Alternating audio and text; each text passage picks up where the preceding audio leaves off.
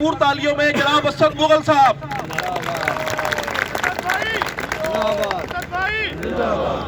اعوذ باللہ من الشیطان الرجیم. بسم اللہ الرحمن الرحیم. میرے نہایت ہی قابل احترام دوستو، میرے بھائیوں، میری بہنوں، السلام علیکم. وعلیکم السلام. جس طرح ایک جنگ ہم کورٹ کے اندر لڑ رہے ہیں، اسی طرح کی ایک جنگ ہمارے واٹس ایپ گروپس میں بھی چلتی ہے. تو اس حوالے سے میں ایک بات بہت ضروری ہے اور شاید آنے والے وقتوں کے لیے اور آنے والی زندگی کے لیے ضروری ہو، تھوڑا سا ٹائم آپ کا لوں گا اور تاریخ کے اوراق سے ایک چیز آپ کے سامنے پیش کروں گا.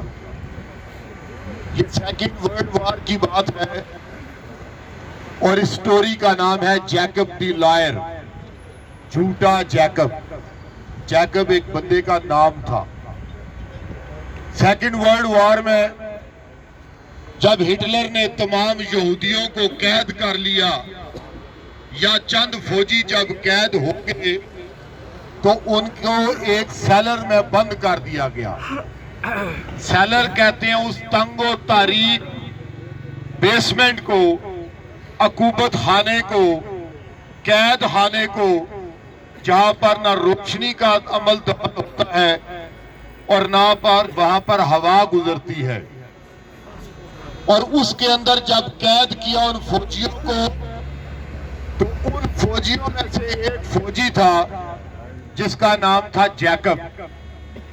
جیکب نے اپنے ایک اور قیدی فوجی کو یہ کہا کہ میرے جیب میں ایک ٹرانسسٹر تھا، ایک چھوٹا ریڈیو تھا، جس وقت میں قید ہوا وہ چھپا کر میں لے آیا اور میں چھپ چھپ کے رات کو خبریں سنتا ہوں اور جتنی بھی اتحادی فوجیں ہیں وہ ساری اکٹھی ہو رہی ہے، ان قریب آ کر ہمیں وہ یہاں سر رہا کر کے لے جائیں گے. لیکن یہ بات آپ نے بتانی نہیں ہے کسی کو. چونکہ یہ کہا گیا کہ کسی کو نہیں بتانی، لہذا اس کے پیٹ میں یہ بات نہ رہ سکی. اس نے دوسرے قیدی کو بتا دیا، دوسرے نے تیسرے کو بتا دیا، اور ہر 2 دن کے بعد ان کو دھوپ میں لے کے آتے تھے تاکہ ان قیدیوں کو گینگرین نہ ہو جائے، جس کو کوڑ کا مرض کہتے ہیں. چونکہ ٹھنڈ بھی تھی، نمی بھی تھی، روشنی یا دھوپ کا بھی بندوبست نہیں تھا. اس سے یہ ہوا کہ تمام قیدیوں کے اندر ایک امید کی کرن جاگی اور جو کھانا ان کو ملتا تھا وہ شوق سے کھانا شروع کر دیا، ایکسرسائز کرنی شروع کر دی. ایک نئی جان ان کے اندر آنا شروع ہو گئی. تو ہٹلر کا ایک کرنل تھا، جب اس نے یہ ساری سچویشن دیکھی کہ مرتے ہوئے قیدیوں کے اندر ایک نئی روح آ رہی ہے، تو اس نے انویسٹیگیٹ کیا تو پتہ یہ چلا کہ ایک ٹرانسسٹر ہے جہاں سے وہ خبریں سنتا ہے اور تمام فوجیوں کو پہنچاتا ہے، جس سے امید کی کرن جاگتی ہے. انہوں نے جیکب کو بلایا اور اس کو خوب مارا پیٹا کہ وہ ٹرانسسٹر کہاں ہے. تو جیکب نے یہ کہا کہ میرے پاس وہ ٹرانسسٹر نہیں ہے، میں نے جھوٹ بولا تھا تاکہ یہ مرتے ہوئے سپاہی مرنے سے پہلے بچے رہے، زندہ رہے، امید کی ایک کرن جگاتا رہا. جب یہ بات ان کو پتہ چلی تو انہوں نے اس جیکب کو ٹکٹکی پر لٹکا دیا اور کوڑے مارنے شروع کر دیے اور کہا کہ بتاؤ کہاں ہے ٹرانسسٹر. ان کے ذہن میں یہ تھا کہ جب جیکب یہ کہے گا کہ میرے پاس ٹرانسسٹر نہیں تھا تو جتنی انہوں نے رمق پکڑی ہوئی ہے اسی قدر یہ جلدی ڈپریشن میں مر جائیں گے. تو جیکب نے یہ کہا، کوڑے کھاتے ہوئے یہ کہا کہ میرے پاس ٹرانسسٹر ہے، میں آپ کو نہیں بتاؤں گا. اور میں نے اپنے سیل کے اندر چھپا کے رکھا ہوا ہے اور اپنے ایک ساتھی کو بتا دیا ہے کہ میں نے وہ ٹرانسسٹر کہاں رکھا. وہ کوڑے کھاتا کھاتا مر گیا اور اس کے فوجی وہ ٹرانسسٹر ڈھونڈتے ڈھونڈتے تھک گئے. ٹرانسسٹر تھا ہی نہیں کہ مل جاتا. اور تاریخ ہمیں بتاتی ہے کہ اس کے بعد سب نازی اکٹھے ہوئے, اتحاد دوبارہ اکٹھا ہوا اور کس طرح سے ہٹلر کو شکست ہوئی اور تمام کے تمام قیدیوں کو وہاں سے چھڑا دیا گیا. اس کے بعد جیکب کی قبر کے اوپر آج بھی کتبہ لکھا ہوا ہے, جیکب دی لائر, جھوٹا جیکب. وہ جھوٹ تو بول گیا لیکن اپنے جھوٹ کے بل بوتے پر تمام لوگوں کو وہ زندہ رہنے کے قابل بنا گیا. تو میرے دوستو, ہمارے گروپس میں جو بھی باتیں چلتی ہیں, ہمارا ایک کام یہ بھی ہوتا ہے کہ آپ تک سچ پہنچائیں, آپ کو حوصلہ دیں, تاکہ ابھی فیصلہ ہوا نہیں, فیصلہ ہونے تک ہماری جدوجہد جاری رہے گی. نہ ہم نے دل چھوڑنا, نہ ہم نے جدوجہد ختم کرنی.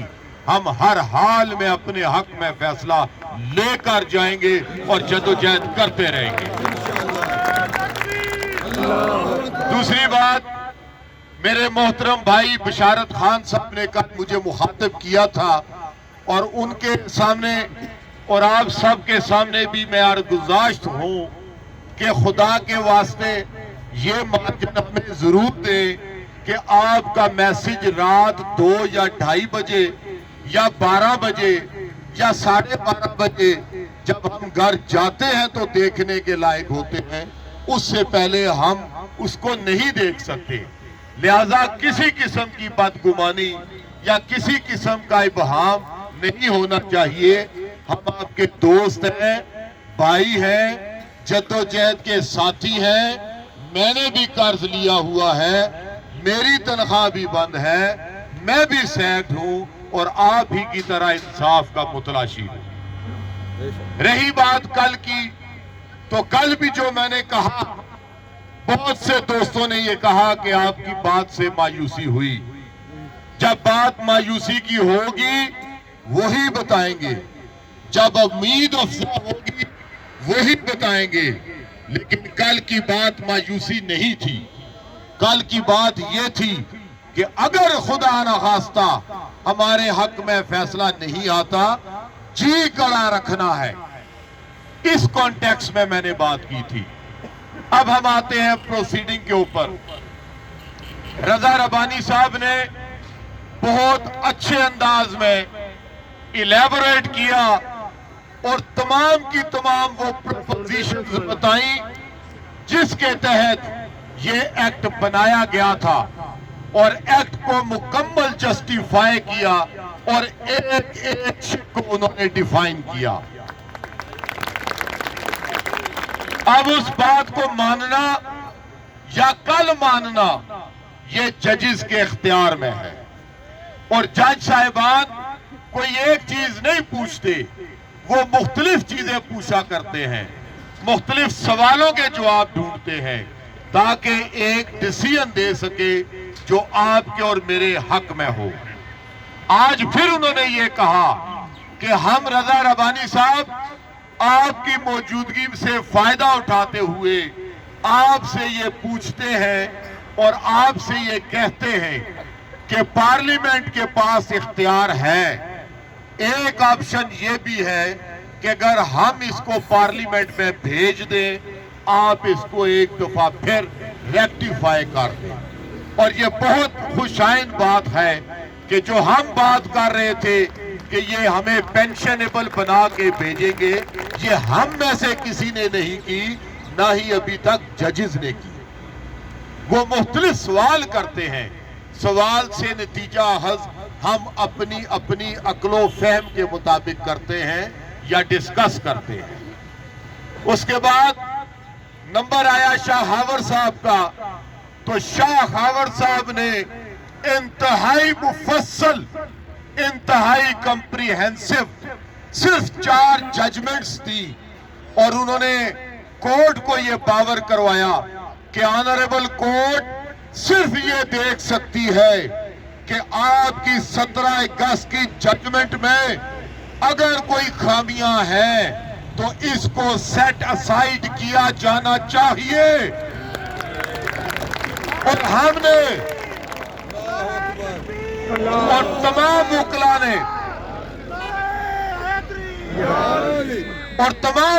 نے آپ کو ایک نہیں، دو نہیں، تین نہیں، 10 مثالیں دی کہ آپ کی اس ججمنٹ کے اندر لا میں ججمنٹ میں فلا تھا. اب آپ کا کام فقط ایک بنتا ہے، اس کو سیٹ اسائیڈ کر دیا جائے. اور اس کے اوپر آنریبل کورٹ تھوڑا سا ناراض بھی ہوئی، لیکن آپ کے دل کی آواز، قانون کے کتاب کے وہ اوراق تمام کے تمام پڑھ کر سنا دیے انہوں نے کہ آپ کے پاس کوئی دوسرا راستہ نہیں ماں سوائے اس کے کہ اس کو سیٹ اسائیڈ کیا جائے. اور یہ بھی کہا کہ اگر آپ یہ کہتے ہیں کہ ہم ایسا فیصلہ نہیں کر سکتے کہ آنے والے وقتوں میں یہ پریسیڈنٹ بنے، تو یہ بھی یاد رکھے کہ سیٹ اسائیڈ نہیں کریں گے تو یہ بھی پریسیڈنٹ بنے گا کہ یہ فیصلہ بنتا تھا. اس کے بعد سدوزئی صاحب آئے، انہوں نے نہایت مفصل تو جس میں انڈین ہائی کورٹ اور سپریم کورٹ کی ججمنٹ تھی وہ بھی انہوں نے بتائی اور وہ بھی نوٹ کر لی گئی. اس کے ساتھ انہوں نے اے جی صاحب کو بلوایا اور ان سے کہا کہ آپ حکومت کی طرف سے کیا تجاویز لے کر آئے ہیں، حکومت آپ کو کیا دے سکتی ہے یا ہمیں کیا راستہ مہیا کرتی ہے. تو اے جی صاحب نے یہ کہا کہ میری ڈائریکٹ وزیر اعظم عمران خان صاحب سے کل بات ہوئی تھی اور وہ لاہور میں تھے. آج میری ان کے ساتھ ملاقات ہے اور میں آپ کو ان کا پیغام لا کر کل دوں گا. میرے دوستو، جس وقت کل یہ باتیں چل رہی تھی کہ مایوس کن باتیں کی گئی یا خدا نخواستہ ہم ریٹائرمنٹ سے کم یا ریٹائرمنٹ قبول نہیں کریں گے، یہ وہی وقت تھا جس وقت اے جی صاحب کے ساتھ اور علی محمد خان صاحب کے ساتھ ہم یہی بات کر رہے تھے کہ آپ پاور ڈرائیو کریں وزیر اعظم سے، آپ اختیارات لے کر آئیں وزیر اعظم صاحب سے تاکہ اے جی صاحب ایمپاورڈ ہو. ان کو آپ اس چیز کا مینڈیٹ دے کہ اے جی صاحب اگر کوئی بات کہے اور کورٹ مان جائے تو کہیں ایسا نہ ہو پھر گورنمنٹ اس کو نہ مانے. آپ وہ اختیار لے کر آئیں اور یہی وہ بات تھی جس کے اوپر اے جی صاحب نے کام کیا. یہ آپ کی مرکزی کمیٹی کل یہی کام کر رہی تھی اور ہم نے اس کے علاوہ آپ کے نوٹس میں یہ بھی ہونا چاہیے کہ ہم نے 3 پروپوزلز دی تھی. سب سے پہلی پروپوزلز ہم نے دی تھی کہ دا ججمنٹ آف 17 اگست میں بھی سیٹ اسائیڈ. پہلی ہماری آپ کے پاس یہی آپشن اور پروپوزل ہے. دوسری ہم نے یہ کہی تھی کہ آپ اس کیس کو پارلیمنٹ کے اندر ریفر کر دیں. اور تیسری اور آخری کہ اگر آپ کو ابہام ہے اس ایکٹ کے اندر تو آپ سمپل ری انسٹیٹمنٹ کے اوپر لے کر جائیں. دیٹ از اے سیٹلڈ لا اور یہ آپ بھی کر سکتے ہیں اور یہ حکومت وقت بھی کر سکتی ہے. ان 3 کے علاوہ کوئی آپشن ہم آپ کو نہ دیں گے نہ منظور ہے ہمیں. تاہم ایک آخری بات